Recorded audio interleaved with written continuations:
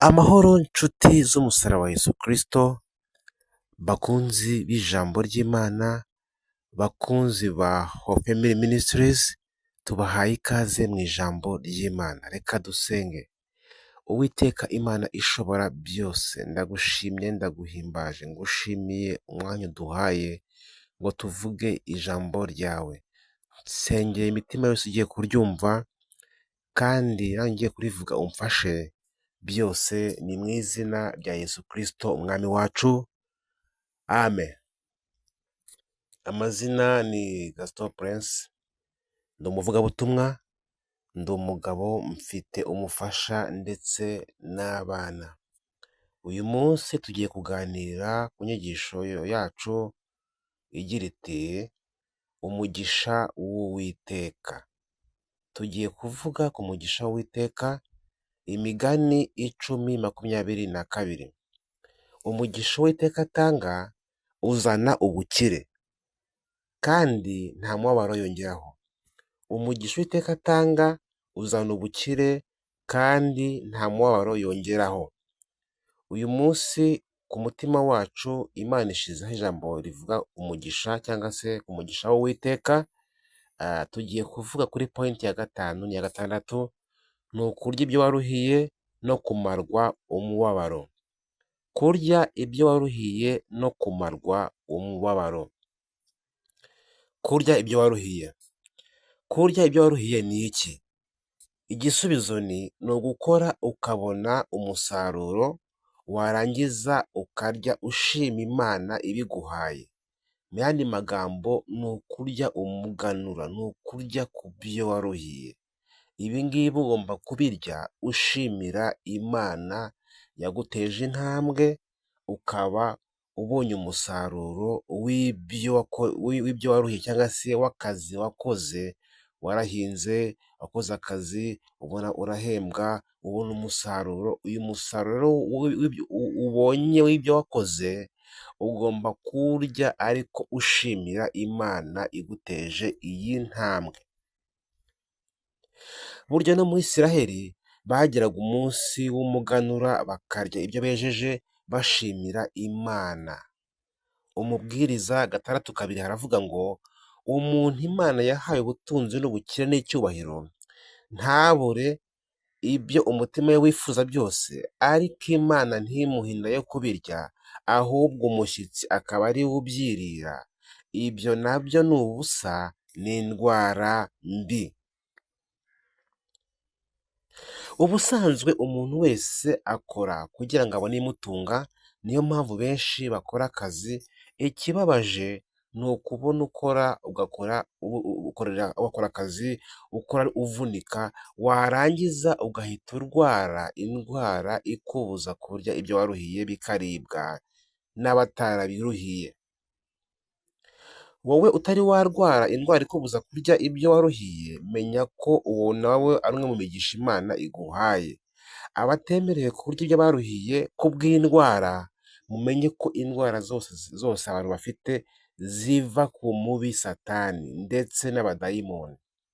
Indwara abantu bose barwara ziva kuri Satani ndetse n'abadayimoni, kuko Imana irema umuntu yamuremeye ibyiza, kubaho neza, ariko Satani ashaka kuvanga umugambi w'Imana, ateza abantu indwara kugira ngo bamwe na bamwe bihakane Imana, bayituke, babone ko nta kintu imaze. Mu yandi magambo, uburwayi buza ku bantu ni umugambi wa Satani, ni umugambi w'abadayimoni. Bivuze ngo uramutse usenze ukegera Imana, uyu mugambi Satani agufiteho wakuvaho. Uhoraho nyir'ibihe uri hejuru ya byose, mwereke iyo ndwara ubundi umwizere kuko arakiza.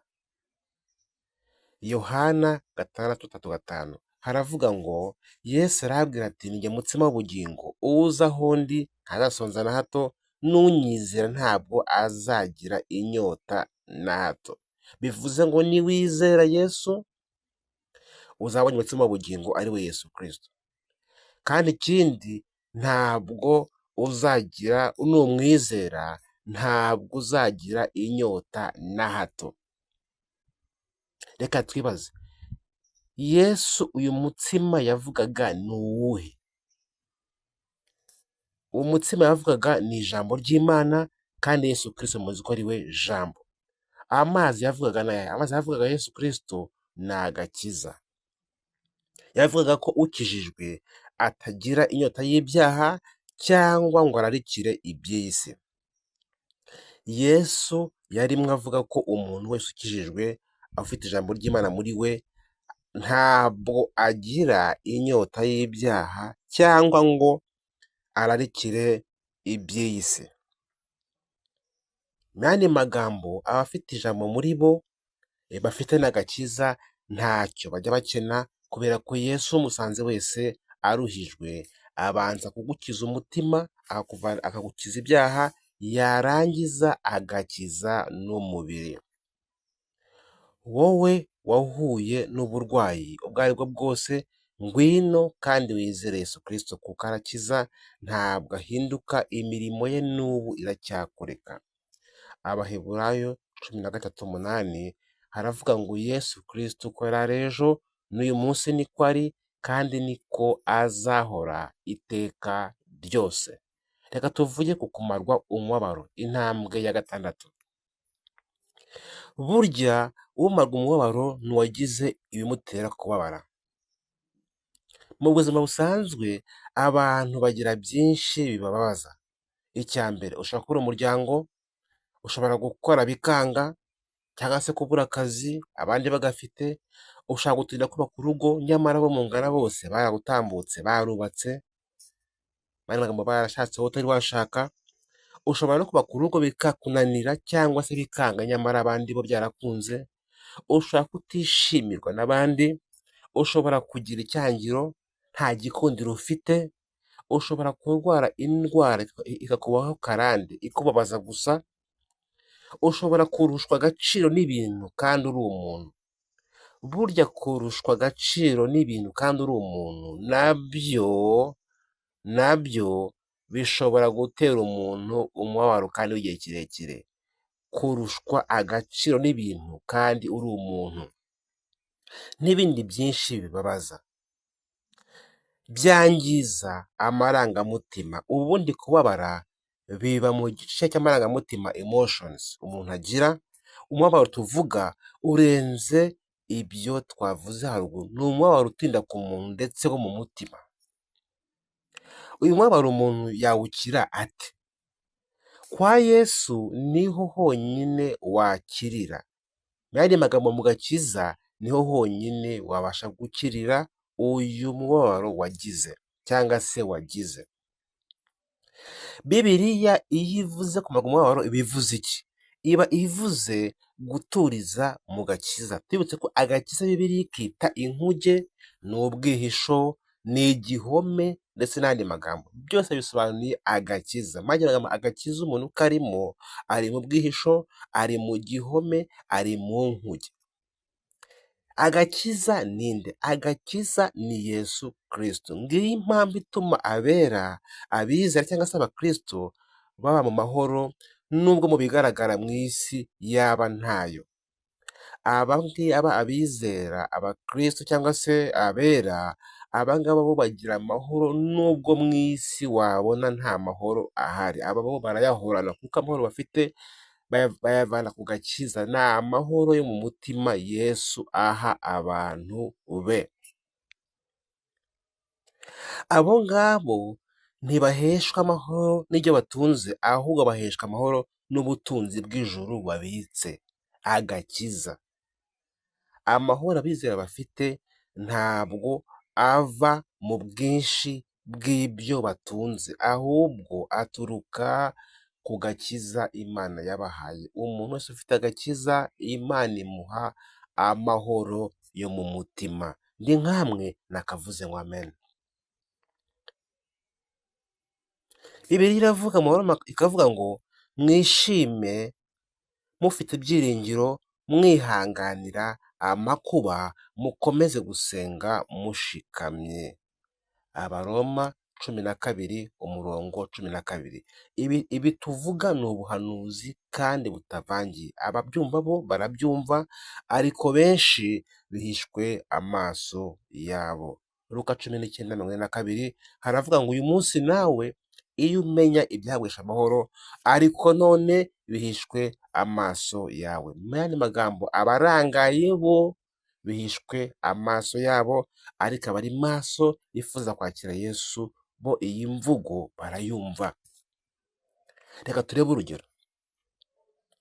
Uhura n'umwe mu bizera, mu bigaragara akennye, ari mu ishuri, mwaganira ukumva afite inzira ze mu mutima zigana i Siyoni. Ukibaza aba bantu baremye mu ki?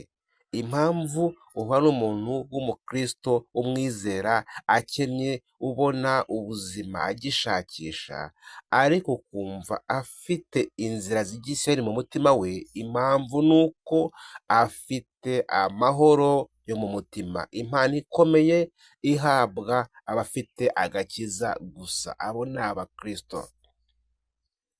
Zaburi 84:6 haravuga ngo hahirwa umuntu ugufitemo imbaraga, hahirwa abafite mu mitima inzira zijya i Siyoni. Haleluya, haleluya. Abapagani bo iyi nzira ijya i Siyoni barayifite? Oya. Ubundi Bibiliya ivuze abapagani bivuze bande? Abapagani ni abakora ibyo kamere yabo irarikira. Abagalatiya 5:16 ndavuga nti mwemerwe n'umwuka kuko ari bwo mutazakora ibyo kamere irarikira. Ndavuga nti mwemerwe n'umwuka kuko ari bwo mutazakora ibyo kamere irarikira. Abapagani se bo babayeho bate? Abapagani babayeho nta byiringiro bagira kuko nta gakiza bafite. Umuntu wese udafite agakiza, utari wakizwa, w'umupagani wese ntabwo afite ibyiringiro. Abakristo bazi ko bari muri iyi si, bayituyemo, bayikoreramo, ariko bafite ibyiringiro yuko nyuma y'ubwo buzima bazajya kuba mu gihugu cyo mu ijuru, mu buzima bw'iteka ryose, ubuzima butababara, ubuzima budahangayika, ubuzima bwiza ndetse bw'iteka ryose. Niyo mpamvu abera musabwa kugira ingeso nziza mu bapagani, kubw'imirimo myiza yanyu bitere abapagani guhinduka bakizwe. Petero 2:12 haravuga ngo mugire ingeso nziza hagati y'abapagani, kugira ngo nubwo babasebya nk'abakora nabi, nibabona imirimo yanyu myiza izabatere guhimbaza Imana ku munsi wo kugendererwamo. Bakristo mugire ingeso nziza mu bapagani, kugira ngo nubwo babasebya nk'abakora nabi, nibabona imirimo yanyu myiza mukora izabatere guhimbaza Imana ku munsi wo kugendererwamo. Reka tubagire inama. Uri mu gahinda, uri mu mubabaro, ngwino kwa Yesu aguhe agakiza, uraruhuka. Ntawamusanze ngo asigare uko yari ari. Byanga bikunda, uwageze kuri Yesu wese yabonye impinduka. Matayo 11:28 Yesu aravuze ngo mwese abarushye n'abaremerewe, nimuze munsange ndabaruhura. Mwakira ijambo ry'Imana, naho ubutaha.